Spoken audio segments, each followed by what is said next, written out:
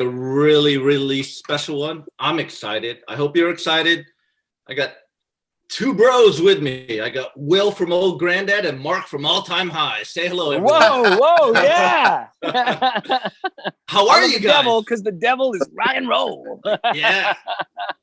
How are you guys doing? It's been a while. What's up? Let's catch up real quick. Great. Yeah. It's good to see Mark. I haven't seen you in how long? The last I saw you was, I think, March, whenever we landed in San Francisco. Totally. March 12th. March 12th is the last time I saw you. Yeah. Looking good, Will. Yeah. Thank you. Thank you. You too. Yeah, the cats are doing well for you. Yeah. They're keeping me at peace. So, man, wow, it's really good to see you guys see each other. I mean, I saw Will last week. I keep in touch with Mark via Zoom, taking care of business, but thanks for hanging out today. This is awesome. I like a virtual hang. I look forward to an authentic hang as well, for sure. Yeah, totally. Dude, we got a lot of video submissions from fans, so the most Alive and Streaming has ever had. Whoa. So we're going to get right to it real quick. So I hope you guys could hear this. Let's check this out real quick. Here we go, guys. All right. Here we go. All right. What's up, guys? First off, Will, welcome back. It's good to see you healthy and recovered. The lack of facial hair is a little weird, but I'll get over it. That's cool. My question is, it pertains to your on-stage chemistry. I got to see you recently for the first time. Took too long, I know. On the Mega Cruise, I caught both shows. Obviously, you guys sounded phenomenal. I got to hang out with a couple of you. Ted signed my daughter. Really cool people, but what really blew me away was your on-stage chemistry. The way you guys interact with each other along with the fans. It's wicked cool, man. I mean, as a fan, there's nothing better to see the band having as much fun as I am. A few months later, I drove into Atlanta from Charleston, South Carolina. It was the same thing. And, you know, it was some rinky-dinky club in Georgia on a Tuesday, but you guys just seemed to have so much fun. I think Mark was even sick. So that's my question, though. How can you describe your on-stage chemistry? Is it because you guys are just truly that good of friends? Are you just, is the music the kinship? Or are you just, you know, that professional that it's just easy? You guys make it look fun. How do you do that? And part B to that question is there a band that you have or have not toured with that you think kind of matches the Death Angel personality, just loves to have as much fun as you guys? And that's it. Thanks, guys. What's up, guys? All right. Whoa. I'll leave it up to you guys. I dig it. I like that question. Yeah, that's a good question. You want to start off, Mark? Sure. So, well, first off, thank you. And I appreciate you, acknowledging the fact that we not only look like we're having a good time, we're having an amazing time up there. And I mean, I think it's because the chemistry is undeniable when we're up there. It's something we look forward to doing. And touring's tedious and touring's hard, but it's the most fun thing there is. But when you get like 6 weeks deep, sometimes you need space from each other. But when you hit the stage, you realize that's why you're all out there doing something and you're trying to achieve the same goal. And one thing about Death Angel is, say, unfortunately, when we lost, I can't say unfortunately, but just as time progressed, we lost some original members. And then so we just started jamming with Will and Damien. And it wasn't just about how technically proficient they were. A main thing was if we could hang with these guys and how much fun we'd have with them. And that's a main thing with Death Angel. We want to feel connection with each other. And when we get up on stage, we're having an absolute blast. And we feed off each other. We feed off the crowd. We get in each other's faces. We try to make each other laugh on stage. I mean, it's things like that I think for a lot of extreme genres of music, some bands aren't into making each other laugh and whatnot. And to us, we're fortunate enough to get to do what we all have wanted to do since we were kids. So we give it our all. And I think if there's a band that we try to emulate, it's hard to say or that matches our chemistry, but I'd like to think that in a energy wise, I like to think we're like a young Van Halen of thrash, energy wise, energy and fun wise. So there you go. All right, Will, go get him. Go get him, Alex.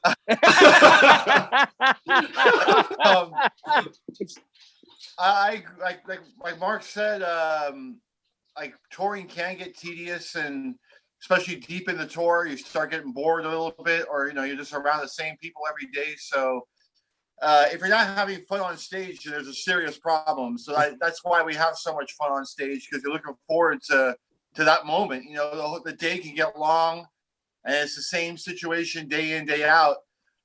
So when we get on stage, it's just time to let loose and have fun. And there's a lot of bands have inside jokes, and we have inside jokes on stage constantly. And we're when Mark turns around to look at me while I'm playing, we're cracking each other up. And yeah, it's just a good, healthy relationship. And if you're not having fun on stage, then there's a serious problem.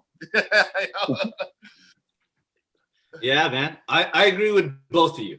I agree. So I don't, that's right. So Pat Thompson, I think that was Pat Thompson. Thank you for the video in question. That's awesome. And we're going to get to Pat. Yeah, we're going to get to another one right here. Let's check it out. Let's see. Here we go. My name is Yoko Thapa. I live in Nepal, which is a small country in South Asia. We have a metal festival called Silence Festival every year.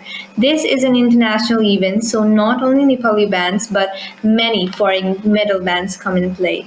Last year, 2019, Testament came as the headliner. They did an amazing performance and also enjoyed our culture during their stay. Are you interested in visiting Nepal and play in front of the Nepali metalheads?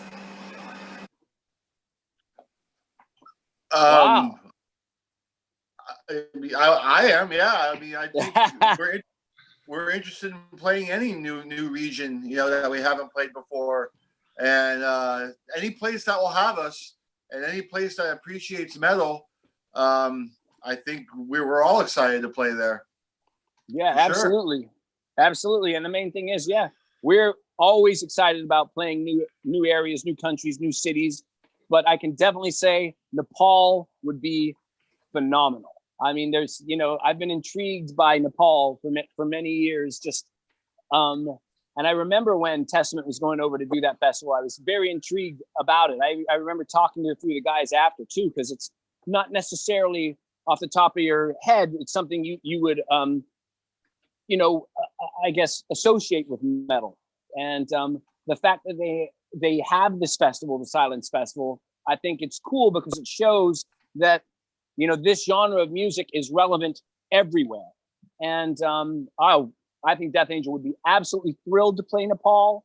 The one thing we'd have to probably work out is maybe get out there a few days early just so we could acclimate to the altitude, because I know it's a very mountainous region. So just to get our white blood cells in check and get our energy there. But with adrenaline and the love of music, we'd pull through like we always do. And I guarantee you, if we ever get to play the opportunity to play Silence Festival, we'll absolutely destroy it in a positive way. Yeah. Oh yeah, I'm looking forward. I'd love to go to Nepal. That's going to be awesome. So and something about Mary, one of my favorite comedies, and Nepal is a big part of that movie. So I would like us to see it just based on that. Which film is that? Something About Mary. Oh, something about Yeah. Yeah, like he wants to go to Nepal, and there's a whole thing about it. Okay, man. Let's take one more, and I want to jump into some other stuff here. So, familiar face, if you want to see it. Uh-oh. Hey.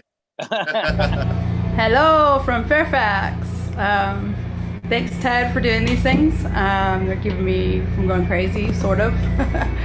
My question is, if you guys had the chance to do a socially distanced concert, would you do it, or would you wait for everything to get back to normal?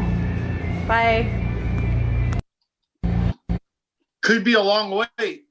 Yeah, it could be. I mean, yeah, that's a hard one. We've seen people do it, and it looks cool, but I don't know. We're gotta still do. Personally, I'm still doing more research to see if things get better or logistically and financially possible. That's just me, though. I'm not opposed to doing it. I'm not excited about doing it. I mean, I'd rather play to a live crowd like everyone. Totally. But, totally.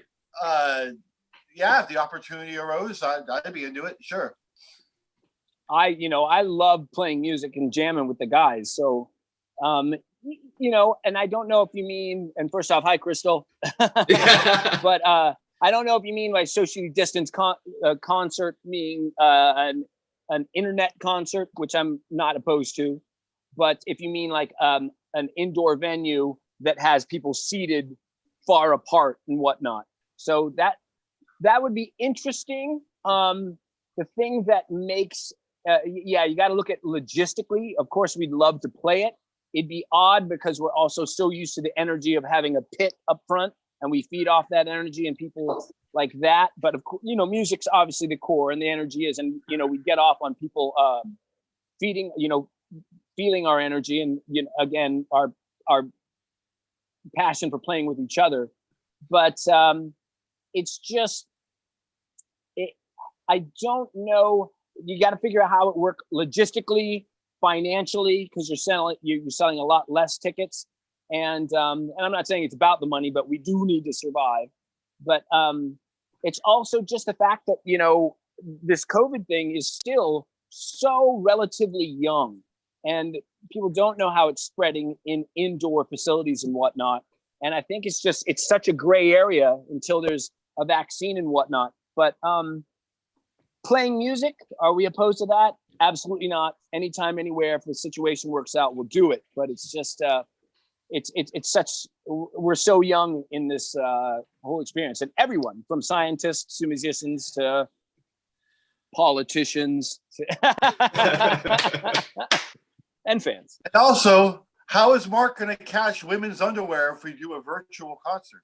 No. Oh yeah. They fly up on stage in the droves. Yeah.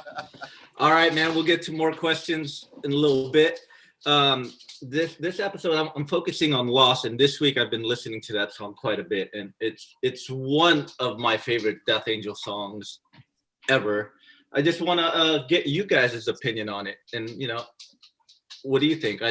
I know, Mark, that song means a lot to you, but Will, when you heard the demo for Lost and you and Rob finished up the demos, what did you think of it? Because it's not a fast tune or brutal. It's kind of like a really mellow I dug it. I dug it right away because it was a different tempo from all the other stuff we've been doing. So anything new and challenging, I'm all for. And has a really slow double bass part, which is really hard to play, to keep it steady, Sometimes I do it with one foot just to keep it more powerful. But I liked it. It was just a different, unique tempo, and just some new ground for us, and not everything has to be fast all the time and brutal. That gets really boring if that's all you do, So Death Angel's a band of many flavors, and that was one of them. And I thought the song turned out great. I was very happy with it. Mark. Yeah. To me, Lost is actually, and I always said it when I first heard it, when Rob presented me, the demo of it to write lyrics and a melody to, I heard it and I was taken aback for sure, but in a wonderful way. But I almost kind of thought to myself, wow, I too like a challenge of something new. And that one for me is probably, for songwriting, as far as lyrically and coming up with a melody or melodies, plural, probably one of the most challenging, which I was very excited about because there's so much space and there's so much room for me to do things that I thought, I needed to really push myself to the limit. And I rose up to that challenge and was very, very excited about what I did. It took me quite a while to write it, and I was very proud of what I came up with. And I still reflect. I remember when I finally came up with it, I was very, very proud of what I came up with. And we didn't play it for Rob until actually all the vocals were done.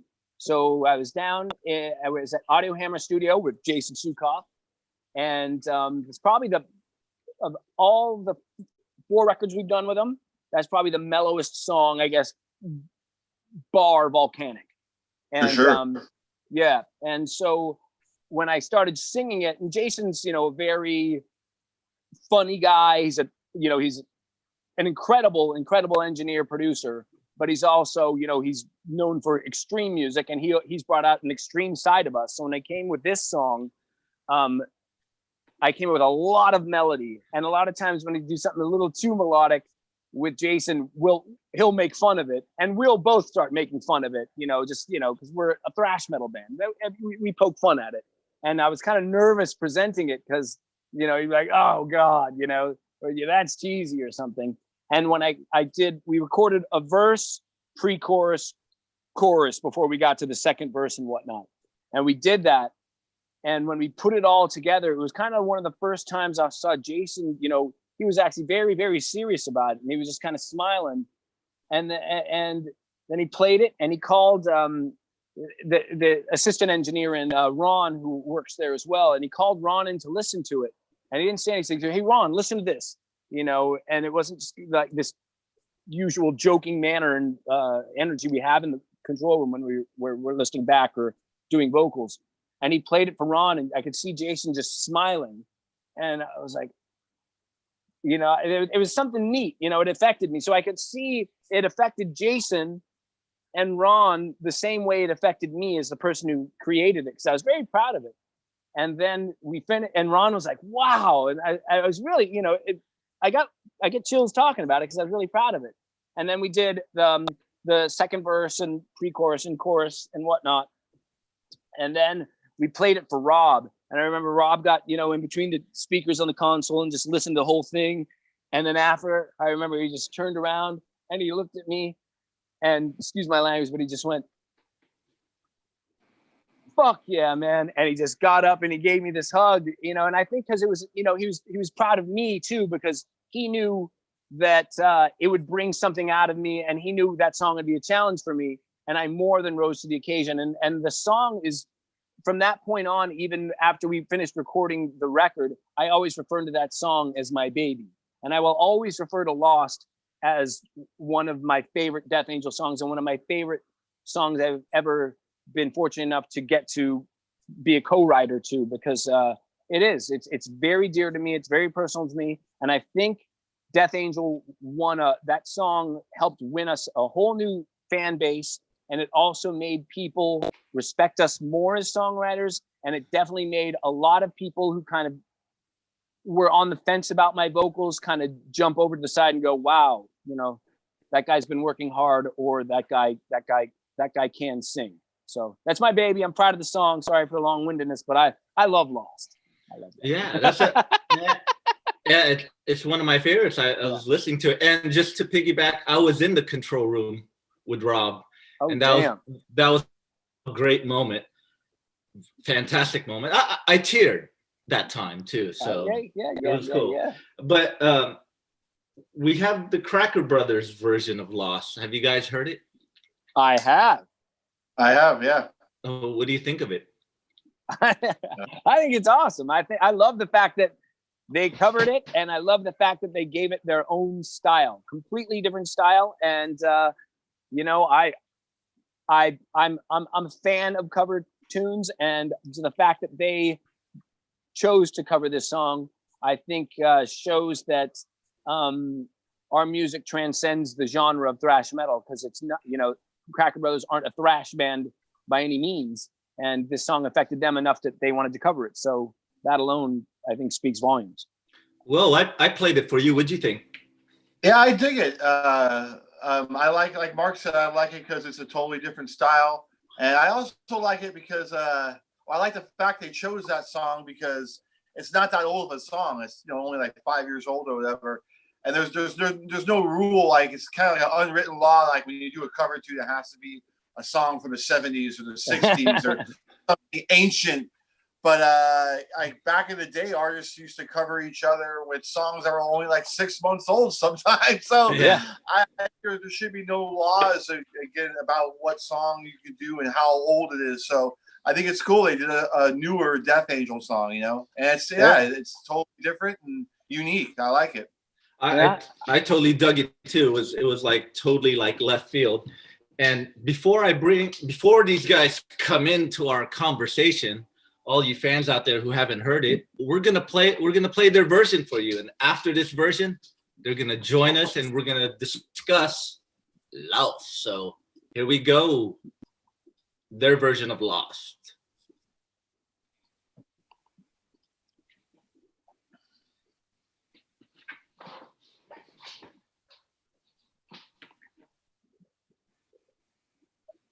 Can people see me? Yeah. While this is playing, can people see me? Yeah, I think so. I think they can. Okay. Well, I just want to make sure that this isn't playing and I pick my nose or something. They can see you. Zip up.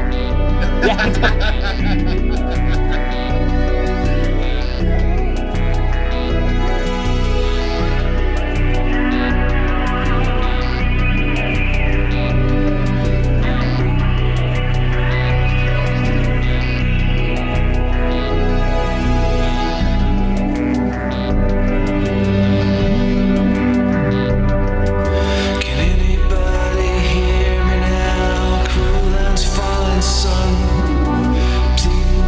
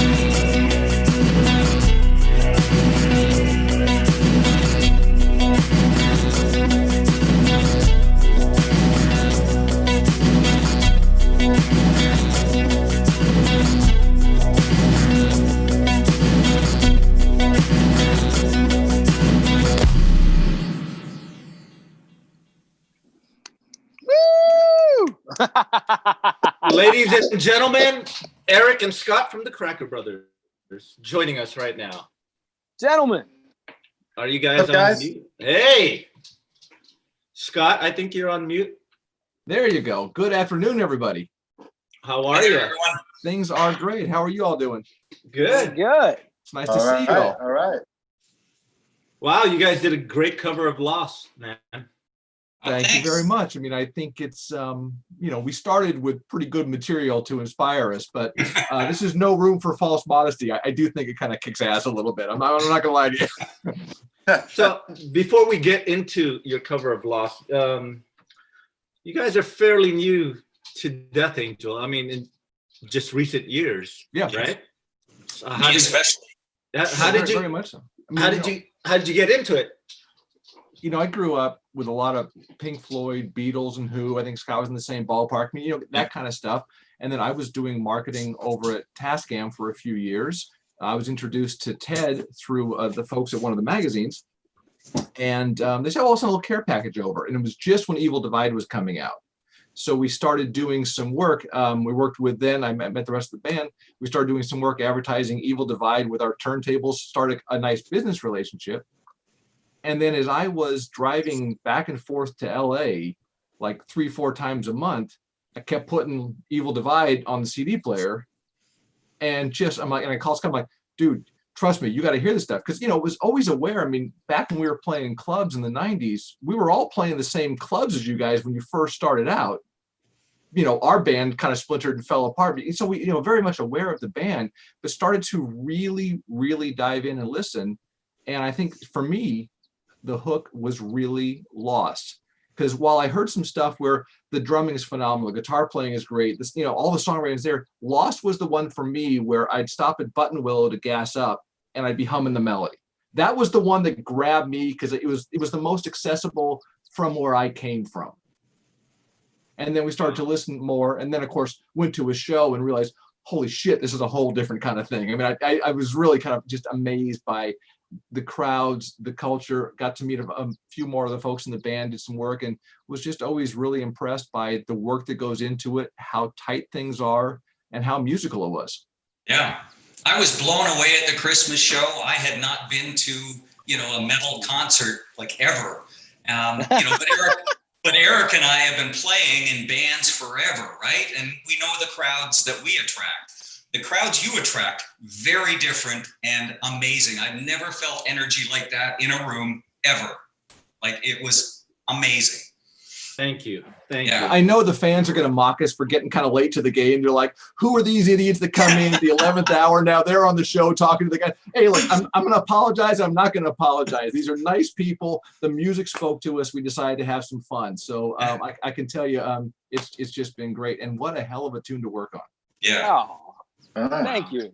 It's never too late to discover metal. So you shouldn't apologize for that at all. Yeah. No, it's been great. Yeah. And then I'll tell you a funny story too, is that I've actually been just singing the melody to Lost, since we started working on it, but I'm actually singing your version, not the version we did. Well, there you go. All right. But Mark, I gotta tell you, I'm singing it an octave lower, just so you know. Yeah. That. I mean, believe me, when I first went for that in the studio, the chorus, the chorus bit. Yeah. I remember, I went through. Yeah, I did it, quietly when I'm writing it. Of course, when I'm writing it, I'm just kind of singing into my voice memos or something like "Rain down on me," quiet. Yeah. And then when I got in the studio, I was like, oh wow, I got to sing this bit at full volume. And I remember when I was working with Jason, I went for it the first time, and he goes, I see what you're doing, and if you hit that note, it's gonna be awesome. But you got to hit that note. And I'm like, oh, that's right. You nailed it. I think it's a high E flat, isn't it? Yeah. So and I remember, and now it was just like when I did it, I go, I hope this isn't one of those notes that all singers talk about when they get in their later years. Like, why didn't I sing this an octave lower kind of thing? But there's nights live I hit it no problem. And it's usually and if the adrenaline's great and the vibe's great, I hit it. Then there's times on tour I've had to start the tour with strep throat, and we'll do that song. I'm like, oh, here we go. I'm like on antibiotics. I got steroids shot in my neck, but at the same time, I give it my all every night when we play it live, and I know the crowd appreciates it. And it gives the whole, when we put it in the set, it gives breathing room to the set. So it's not just, and our set's never just full blown, but you know, we have enough ebb and flow to the set list. But that one really opens it up, and it's something people feel the emotion behind it when we play it live. And I will say that song, for a lot of our, you know, hardcore Death Angel metal fans, that like I've seen, I've also heard from a lot of the, you know, our guy fans that song was the gateway drug to get their girlfriends into Death Angel. That's the song that brought them, you know, to the brown side. Yes, so I guess that, you know, kind of puts us right in the camp with all their girlfriends. But you know, it's not a bad place to be. I mean, if you're gonna hang out, why not? Right? I didn't want to do that. I didn't want to go there, but it did pop in my head. Yeah. Now I want to get to something like, Will, you mentioned, you know, there's slow double bass in that song. Was that a hard song for you to record in the studio?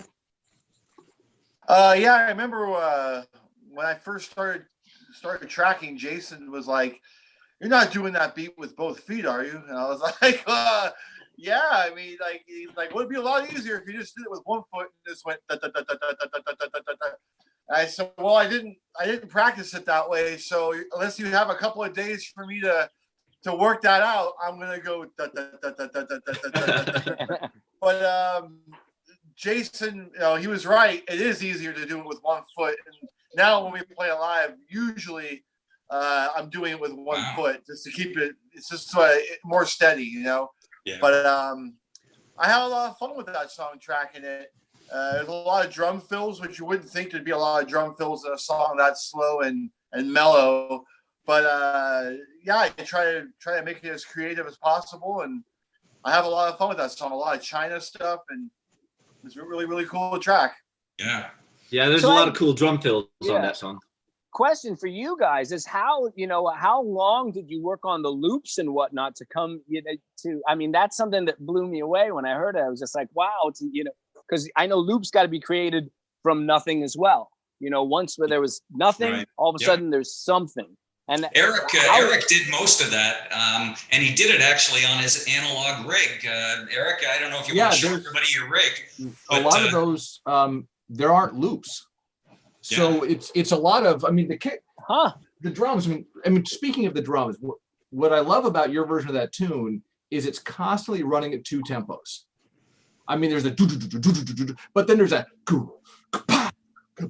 it kind of gets a little funky a little bit. Yeah, exactly. And that's the part that, okay, because obviously when Scott and I were like, dude, it didn't take us long to figure out which tune, but we're looking at this going, I mean, put your guitar. There's no way we're going to out-rock these guys. You know, we had to left field because there's no way we're going to come at you full. We had to come in through the side, right? So we start doing that. But all of the drums are this 83 Oberheim DX drum machine. You know, in the bottom where you're playing the kick drum, you're like, that's basically, it's, let me see if I can point the camera at it. It's this rig. Okay. So it's this. Wow, that's quite a rig.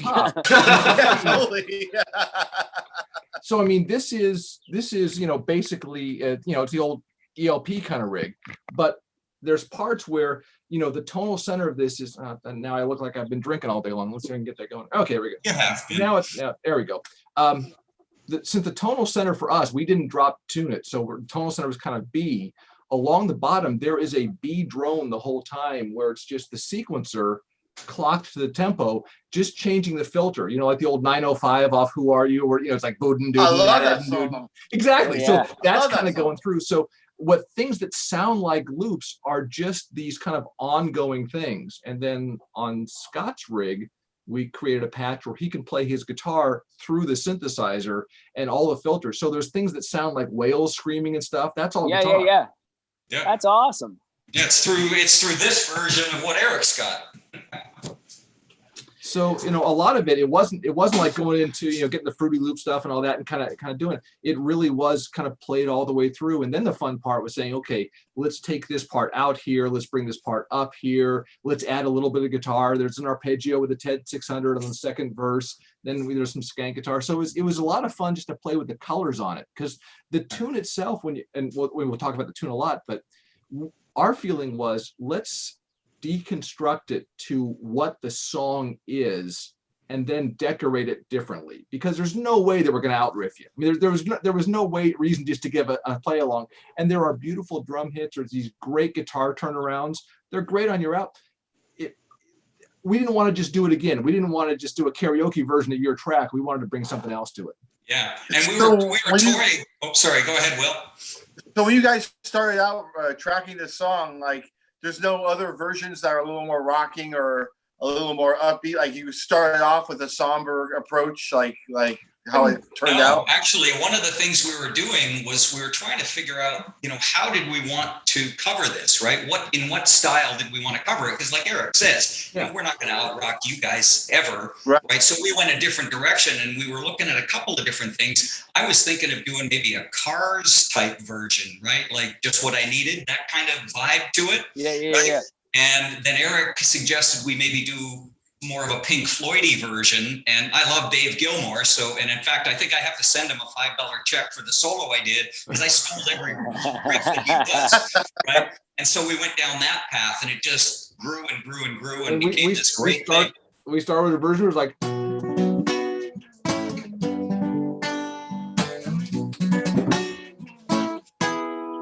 we tried that for a version, but it's fun for like a verse, but it didn't give us the place to go anywhere, So we thought, let's just kind of go. And then we did one where I just kind of laid down the block chords of each part of the song with an organ patch.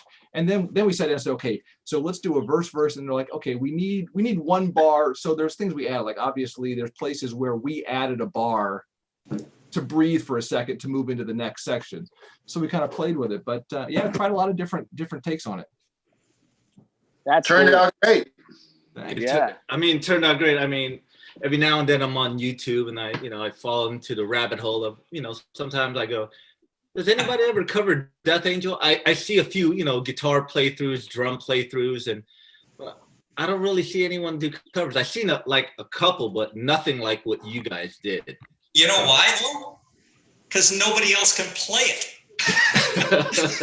Yeah. Like, seriously, when I was, Eric and I are good at different things. One of the things that I'm pretty good at is learning songs, learning solos and things note for note.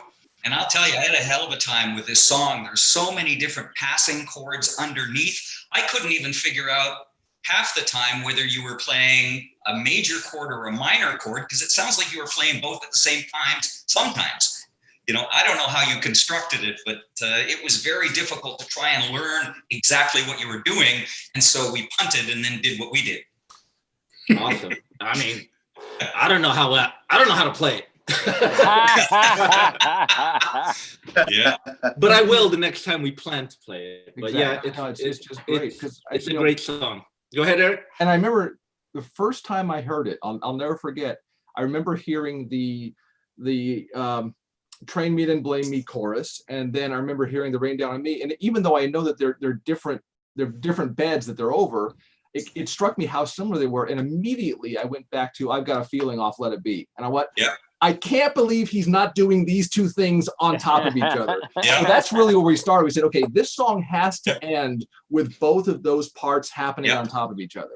But it was funny too, because, we experimented with a lot of different ways of having those two vocals over top of one another, right? Starting at the same time, starting 2 beats later, 4 beats later. And we had like 3 or 4 different versions that sounded pretty good, but then Eric came up with the version that we ended up with, and it just fit perfectly and beautifully. And like he said, it's like I Got a Feeling, right?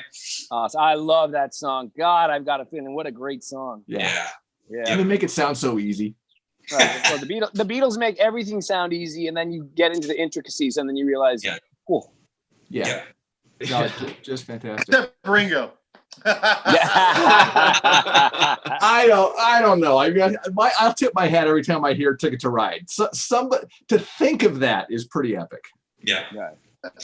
Hey, let me ask you guys a question. You know, one of the questions I had as we were trying to work through this is how did you record this song, and how do you record all your other songs? Do you do like bed tracks first, you know, bass drums and guitar with a guide vocal on lead vocal, or how do you do your songs normally? And specifically, how did you do Lost? We did it the same as, or I mean, from my end, we did it the same as all the other songs. You know, initially Rob made a demo, and him and I worked on it together, and I just tracked it along with all the other songs on the album. It wasn't like a special specific thing. It was just in the train of all the other songs. As far as I didn't know what the vocals were going to be until the end product. Like, I mean, I was blown away when I heard Mark's the great job he did. But when I'm tracking all I'm hearing is a scratch guitar. You know, that's all I'm hearing, and a click stack. Okay. And that's actually one of the songs that, you know, we'll always demo a few songs before we get down to the actual album recording. And this one wasn't demoed with vocals. It was definitely demoed with Rob and Will and the guys, but I didn't start writing it. I don't usually write lyrics or melodies until I hear the song. And then I kind of pretty much got to lock Wow. I got to lock myself in a room. I have a lyric book, but my lyric book doesn't have a bunch of lyrics that I'm going to use eventually. I don't put pen to paper till I hear the song. Right. And then I start coming up with melodies and starts painting a picture in my head. And then I start coming up with the lyrics then. So Rob's riff inspires the vision of what I'm writing about and the melodies. And that's what I did with Lost. And Lost was actually, I think, one of the last songs that I was presented for the Evil Divide. Right. And I believe it was the last song I wrote for the Evil Divide. I could be wrong, but I could be only one song wrong. It's either the last song I wrote or the second to last song I wrote. But that I was inspired by the riff, and that you know, me and Rob work really, really well together when it's you know, we might have this connection because we're cousins, and we might have this connection because we grew up together or because we played together for so long, but we definitely have a connection that has grown over the years in many ways. But songwriting, absolutely, how we work off each other. I really thought this one was written with an acoustic guitar on the couch. The melody and the connection between the melody and the backing tracks and the lyrics, it's so cohesive. And the song itself is so strong to me. I really thought this was just an acoustic beater that was then dressed for the band. That'd Marcus, be awesome, right? It was one of the final songs Rob brought to the table. If not the last song, I can't remember, but it was late in the game for sure. Yeah. With that song, I'll tell you my little story about Lost. Actually, since it's such a different tune off the Evil Divide, I thought Rob was going to write the lyrics and melody to it, because it to me it kind of seems like in that realm, because Mark's, you know, when coming off the Dream Calls for Blood, where it was pretty brutal, Mark wrote all the brutal stuff. I thought Rob was going to write the lyrics and melody to Lost. And when I heard Mark did it, and I was actually in the control room when Mark finished, and I remember Rob looking at you and going, "Fuck yeah!" And we both gave you a hug. I had a little tear in my eye. And to me, the most brutal song on the Evil Divide, which is The Moth, and Rob wrote the lyrics and melody to that, so it was kind of like a switch. Yeah. I thought you would write the lyrics to The Moth, but that's my story. I'm sticking with it. It's a good song. I mean, it's a good story. It's a good story. I mean, I gotta tell you, to really sit there, you never really learn a tune until you try and sing it. And this one, I'm not sure if contractually you're paid by the syllable or what's going on, but you must have had a tub of butter and a shoehorn to get these lyrics into that song at the tempo you did. Yeah. There's this verse about Peter and his pickled peppers that is a little bit tough to sing. Wow, it was like trying to sing the Star Spangled Banner, but to heavy metal.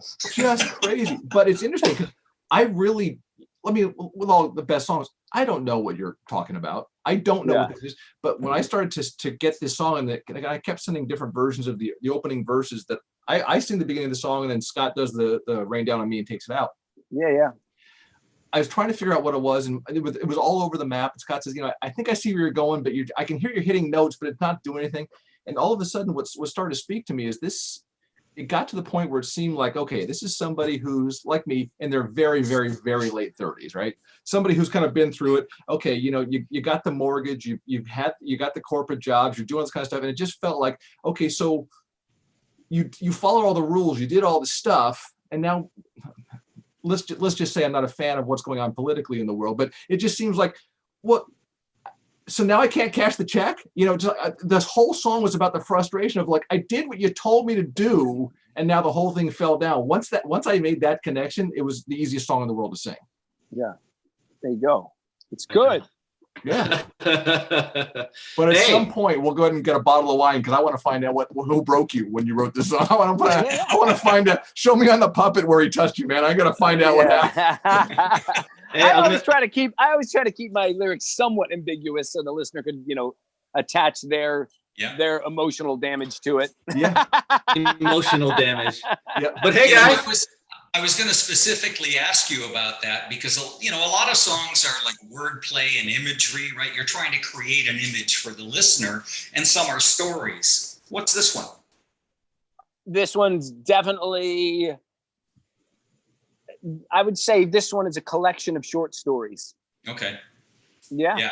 Because there's multiple themes in there, right? There's bullying, there's political stuff, there's war, there's all sorts of things. And it almost sounds like you're taking responsibility and ownership for it in that song. Absolutely. Right? Absolutely. Wash this pain away, and all of the lyrics in there. And it's, you know, a guy about 2,000 years ago did the same thing, right? Took all the sins of the world on himself. And But so I thought that was a nice kind of, you know, interesting fact about that song. Thank you. But yeah, it's a collection of short stories where in the long run, what everyone's going through, they still end up in that same awkward place where they need help. Yeah. And no one's immune to it. Yeah. Wow.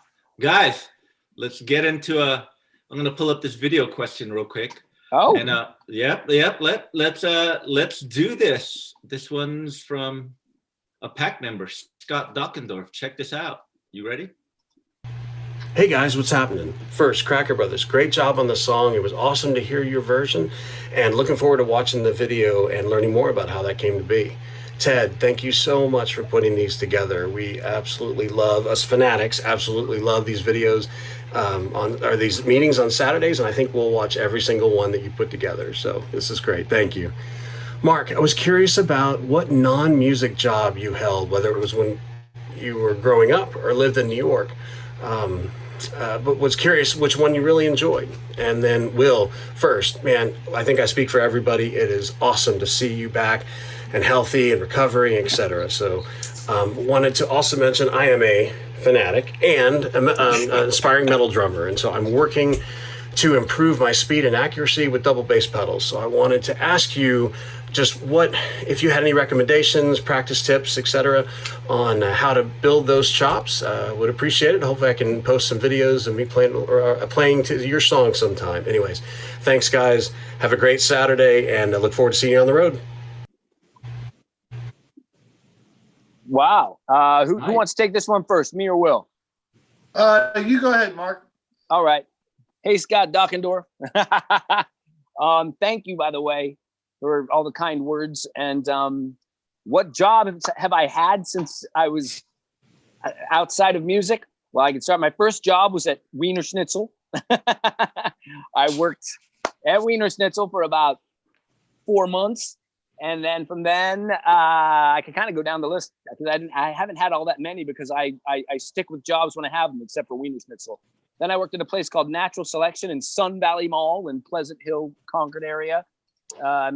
It was like a small Eddie Bauer type store. Why they hired me, I have no idea. But I worked there until it closed down. So that was about 9 months. And then it was pretty much Death Angel until I moved to New York. And New York, I didn't work until the very last bit. I worked for maybe 2 months, my last 2 months of living in New York, at a store called Enz, E-N-Z-S, which was a rock and roll store ran by Marianne Marlowe. And if you look her up, she was a designer in New York who worked there for years. She still had the store up until recently in New York, but it became more of like a psychobilly, rockabilly type store. But then she designed clothes for like Iggy Pop, Deborah Harry, back in the 70s and whatnot. And so I worked there for like a couple months and then moved back to San Francisco. After that, no jobs until I got hired at a vintage clothing store called Wasteland. And I worked at Wasteland for years, their Berkeley store, the San Francisco store. And then I kind of flew between the San Francisco and Hollywood stores. I was kind of a regional manager of the West Coast for a bit, training buyers and whatnot. I was there for years, and that was probably the most gratifying work I ever had as far as my connection with the true art scene of San Francisco. And some of the dearest friends to this day I met when I was there. After that, I worked in vintage. After I left there, I worked in vintage clothing for another maybe 5 years. And then it crisscrossed with starting bartending. And I started bartending, and I've been bartending up until basically we left for Europe on this most recent tour. It's something that I truly find fulfilling. I love bartending. I got my start bartending at a bar called Mighty. It's a big dance club called Mighty. It's no longer there. It's been taken over by friends of mine. It's called the Great Northern now. They're unfortunately closed as well because of this whole situation we're in, but it's in the same building. And I've bartended in that building for going on, I believe, 15 years. And simultaneously, when I got hired as a bartender, I was a bar back for a dear friend of mine named Sip in San Francisco. And he had two bars, a place called Underground SF and a place called My Place. And I was bar backs at both of them. And then eventually, it's ironic that I started being a bartender at a big dance club and I was a bar back at these two smaller bars. And eventually Sip made me a bartender there, and I was bartending at both. Man alive, I waited tables out in a place called Point Reyes for a while, at a place called Osteria Stellina, and it was like a fancy high-end restaurant. And I did that until I could basically not hold 3 jobs, bartending, waiting tables, and being the singer of Death Angel. So eventually I got rid of the waiting tables job, and I still pretty much just front Death Angel and bartend when I'm not on tour. And that's at a nightclub called the Great Northern. And when this whole COVID thing passes, that'll probably be open because it's a live venue technically. And I'll be back to singing and slinging hooch behind the bar. There's my work history. But Death Angel is my favorite job. And other than that, bartending's awesome. There you go. I have to say, I find it fulfilling when Mark bartends as well. Free drinks, right? But, talking about double bass, a good technique that Gene Hoglan actually turned me on to is wearing ankle weights to build up strength and speed. So that's a tip right there. I would suggest you do that. I still do it. And as far as I'm not sure how far you are in your double bass, but when I first started doing double bass, I would just practice triplets like and eventually that just turned into one long stream of triplets. So that's how I started. I actually started. The first song I played on double bass was the Eric Carr version of Detroit Rock City. Yeah. So it's very specific. But on the Animalized live VHS video, they opened up with Detroit Rock City, and instead of doing the Peter Criss type of beat where he's bouncing the stick off the snare drum, so it gives the illusion of double bass, like Eric Carr just did double bass. So that's how I started. And yeah, if you listen to old creator Ventor, he does a lot of those type of beats where it's a triplet that just keeps going. And he just does different beats over that, like fast thrash beats or whatever. So those are some tips right there. But yeah, ankle weights definitely will help you build up your strength and your longevity for sure. Right on. Scott Dockendorf, you got a full answer from my boys here. No kidding. That is a very specific, good answer. Yeah, totally, man. That's awesome. We're going to do there's another question here. We're going to do a couple more, then we'll get back into hanging out and yada, yada, yada. Let me see here what I could do. I guess got to share my screen with y'alls.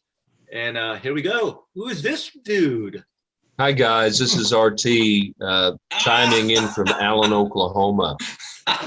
And I was just wondering if you guys ever thought about, I know you're working together, but to completely doing a merger, maybe Death Cracker or, you know, I mean, what else could you do? Like, yeah, Death, I don't know. My vote is for Death Cracker. Good luck, fellas. Hi. That's awesome. I don't know in this day and age. I don't know if the name Death Cracker would. Yeah.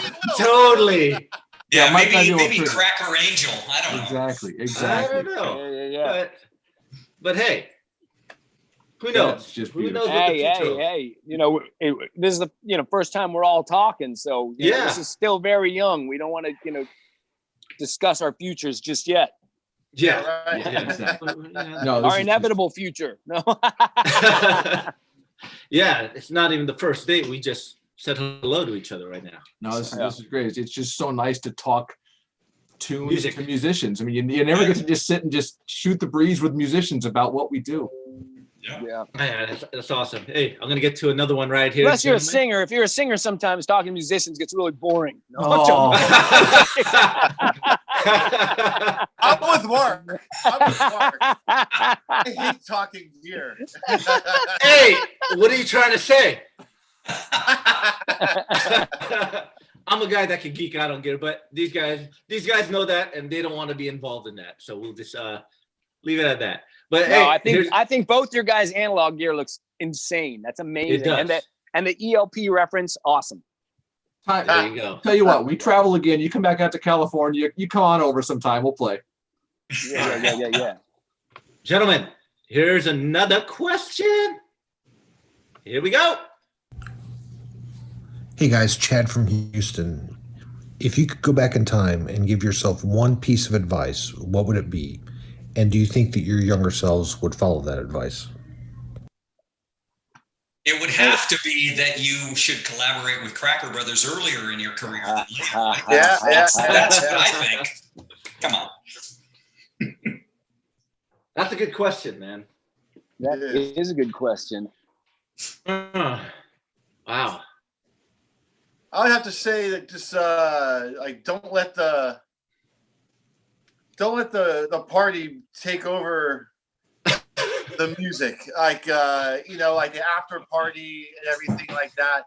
Don't let that be the most important thing of your day or your night. Make sure the music comes first, and just take it seriously, and just don't take it for granted. Mark, I got to think about mine. Then think about it and answer, because that'll give me time to think about mine. No. All right. Well, I would probably have to say pay attention to what's going on, not only musically, but I guess on the business end as well. Just be involved in every aspect of it, and just watch out. Just educate yourself, and the music industry is always changing, so try to follow it, because what you do now will totally be different like in the future. So just educate yourself on the music business and industry. Would my younger self listen to that? Maybe not, but that's just me. Oh, my younger self would have slapped me if I said. I'm talking about my younger self from like 3 months ago. I guess if I really had to do it, I'd tell myself that there's going to be a time of your life when you're not playing music, and this time did pass already, but a time in your life when you're not playing music, and during that time, if there's a way, you're going to need to find a healthy way to achieve, to fulfill that high that you're used to. Just find a healthier way to achieve that high that you were used to on stage, and also to not be as cynical to musicians who during that time period who are pursuing their dreams, even if you're not maybe a fan of their type of music, but at least they're going for it. And at that point, when I wasn't playing music, I was probably a bit more cynical and borderline bitter to a lot of people that were playing music because I wasn't. And I would probably tell myself that I shouldn't have that outlook. I should probably support the arts as much as I do now that I am playing music again. And would my younger self take to it? I think I'd take to the second bit of advice I gave myself. I don't know if I'd take the first, or I'd probably still be questioning, well, what is it? What will fulfill that, that high in a healthy way? So there you go. Yeah. Eric and Scott, do you have a? I tell you, based on what's been happening for the last couple of months, to be honest, I should have been more open to a lot of different kinds of music. I mean, I love my Who records, and I'm deep in the Who. I know my Beatles stuff. I know my Bowie. I completely ignored Tom Petty when he came on the scene. I completely ignored Elvis Costello. I mean, I missed the boat because I was so tunnel vision. And now I listen, I was listening to Meshuggah the other day. It's awesome. I mean, there's all that, Dino Bergera I'm hearing. And it's like, I mean, there's all of this stuff that I wasted years not hearing all this great stuff because I was so pigeonholed in what I knew I liked. I would have told him to, not wait until you're, this age and shiny. Yep. To open my ears. Yep, I would probably tell my younger self, do not focus your career on high tech marketing. Focus it on music. God damn it, and then I could be where you guys are. Yeah. Awesome. Good answer. Good question. All right, yeah, it's a good question. Yeah. We have one more video question. Then we're gonna after we answer it, we'll wrap it up. And I don't know who this person is. He looks very mad. So here we go. Hey, so this is Will from El Sereno, California. I got a question. Are you guys ever going to play live together and cover your songs? Because for one, I've been a fan of Death Angel for a long time. Never heard of Cracker Brothers.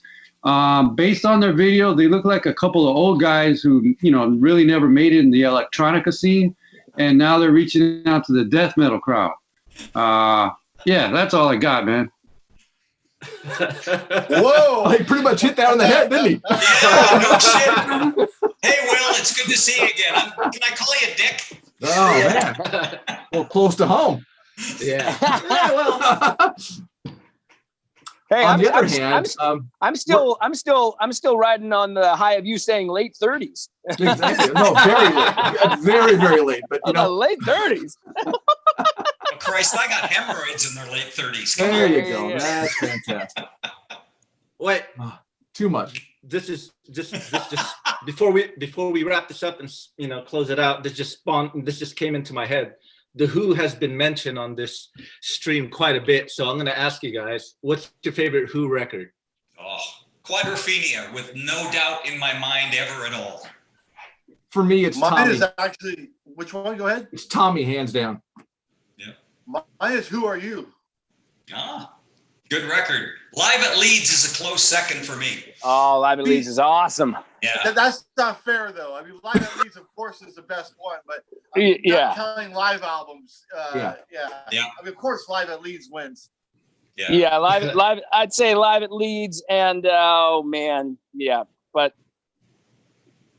God, Live at Leeds. That's the one that turned me over. And actually, what really turned me over was seeing the film Kids Are All Right. Kids Are All Right. Yeah. The Kids Are All Right. It was when cable channels only played like 10 movies for a month, and they just played those over and over again. And for me, it was Rock and Roll High School, The Kids Are All Right, The Spy Who Loved Me, and I forget the fucking others. But I remember, but The Kids Are All Right got me. So, but if I had to pick a studio album other than Live at Leeds, I'm gonna go with Who's Next. Yeah, I think that record is just production-wise and just them hitting that peak of we are this phenomenal entity that's just they hit their stride, and that's their to me that's their, as I compare everyone, That's their Sabbath, Bloody Sabbath. Yeah. I think that's Daltrey's voice was like epic at that point too. I think that was the height of his capabilities, and he just nailed it. It was awesome. Oh yeah.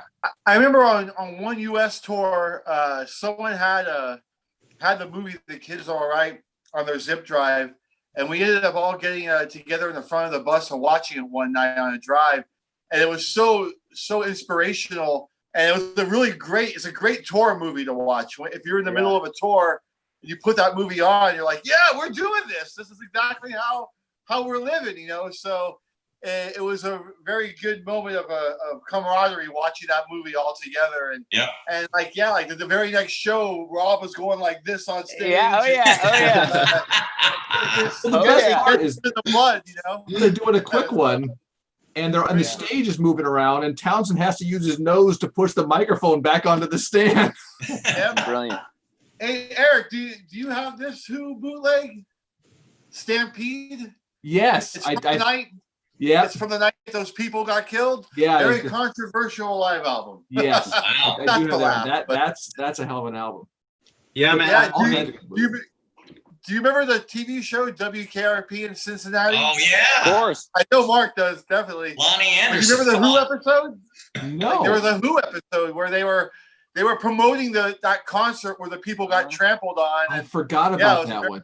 Yeah. No way. Very heavy. I always think about the Thanksgiving episode. I always forget about the Who one. Yeah. They had it. The only time everybody's on YouTube searching for that right now. You know that, right?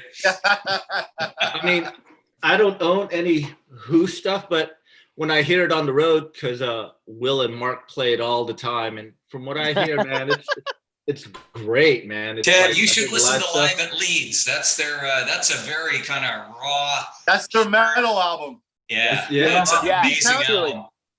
I'm sure the next quoted saying that he feels partially responsible for the birth of heavy metal because of that album. Yeah, I'd say that's fair. He's not a heavy metal fan.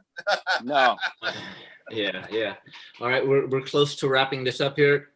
Eric and Scott, Cracker Brothers, the floor is yours. If you have promo for you to let the whole world know, shoot it out right now. Well, we've just now launched with some help from some of our dear friends, crackerbrothers.com. Obviously, we would be remiss if we didn't thank Jim Stern over at Earful Mastering. We had finished this one up, and then he's got a mastering house out in Arizona, and he was happy to run this through his rig to bring our track up to where it needed to be. But, quite frankly, we're just thrilled to participate. I mean, the ability to enjoy recording a song that somebody else wrote and then actually talk to the people who wrote it, it's once in a lifetime. Yep. Awesome. It's been amazing to kind of get involved with you and learn kind of how a fully functioning metal band works. Getting used to the sights, the sounds, the smells. Oh, there you go. Of a heavy and sorry, I had to put the Marty DeBerge reference in from Spinal Tap. Right? But it's been epic, just working with you guys and understanding and trying to work through this song. I've learned a ton, and it's been just an amazing experience. So thank you guys very much. Oh, thank you. Thank you. We'd love to do something again. So we'll look for the next one. Yeah, me and Will were listening to one of your songs, and what was that description you said about that one song we were listening to, Will? It's like a Weird Al. It's like Weird Al meets And Then She Kissed Me by Kiss. The Kisses version of And Then She Kissed Me. It sounds like an amalgam of those two things right there. I'm good with that. I love that. Yeah. And Mark loves Weird Al. Oh yeah, totally. Yeah. Eric, are you going to show him the picture? Yeah, this is the studio assistant. Oh, there you go. Yeah, right. Yeah. Will, the joke there is that Will and Ted, man, they love Weird Al, and there's points where they'll be up and they'll listen to his album, and then they're talking that they both had his box set. And I was like, box set? It's like whoa, and it sideswiped me that there were actual like people that fanaticism of Weird Al. There you go. Beautiful. To that degree. But, okay, then if you're going to do that, then yeah. Why not? We got the opportunity. We'll throw it out there. If you've been listening to our stuff, return the favor. Take the challenge. How about you guys do one of our tunes? Yeah. Will? Yeah, Ted and I are working on it. Oh yeah, all right. Okay. Yeah, I can't wait to see the video you guys do. Yeah. I mean, if you need help figuring out if you it's want me to like play any with of the our other 3 chords. videos, yeah, you can. No, I'm joking. Okay. No, bring it. This is gonna be fun. Yeah. Okay, man. Yeah. I guess me and Will, we're gonna have to put our heads together and figure it out. Will, you're up for the challenge. You want to sing it, Will? I can do it. I'll try it. Yeah. I'll give it the old junior college try. Yeah. All right. Maybe That's all right. That'll be better than what we did. I don't know. We'll have to get together and talk about that. But yeah, it's past the hour here. But I just want to say, Eric Scott, thank you for joining us today on Saturday. And you know, that cover you did of Lost was amazing. I mean, speaking for Rob, who's out writing right now, he loved the cover. We love the cover. Wow. And thank you. And Will and Mark, thanks for joining us. Yeah, thanks, guys. Awesome to see you guys. And you know, all the fans and all the viewers who are watching. You know, we all read your comments afterwards on Facebook. Yep. And we want to be kind. We want to thank everyone who joins me every Saturday. We really appreciate it. Who, you know, submit all the questions, video, text, and whatnot. So thank you. Everyone enjoyed their Saturday. I'm going to talk to these guys post-mortem for like a couple minutes when we're done. So everyone out there in the interwebs, have a good one, and we'll see you soon. Right on, guys. Thanks, guys. Bye-bye. Thanks, everyone.